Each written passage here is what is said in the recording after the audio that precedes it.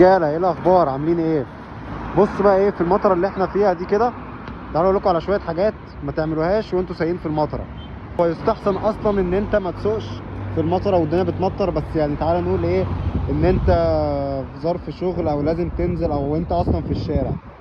فلو انت ماشي في المطره، علشان ايه يعني الواحد وقع في الغلط ده كتير، فبايه بينصح الناس التانية.